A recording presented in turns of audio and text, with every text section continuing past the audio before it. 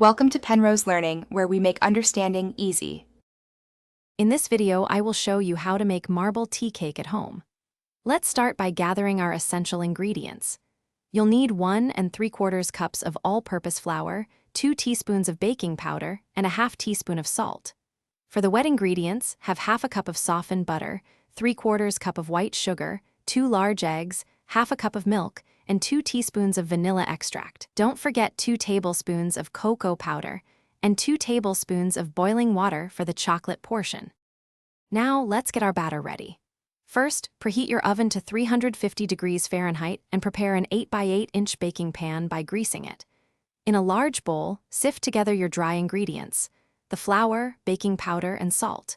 In another bowl, beat the softened butter with the sugar until it's light and fluffy. Then, beat in the eggs one at a time, followed by alternating additions of the flour mixture and milk, mixing until just combined. This is where the magic happens to create that beautiful marble effect.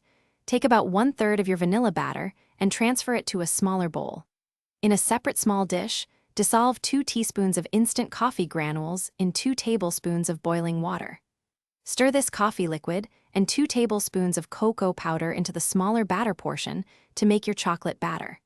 Now, spoon alternating dollops of vanilla and chocolate batter into your prepared pan. Then, gently swirl them together with a butter knife to create your unique marble pattern. Finally, it's time to bake and finish your delicious marble tea cake.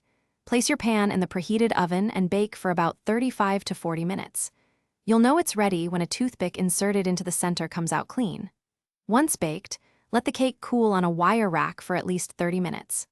For a perfect touch, dust your cooled cake with a sprinkle of cinnamon sugar or powdered sugar before slicing and enjoying. Thanks for watching. If this was helpful, leave a like and consider subscribing. See you next time.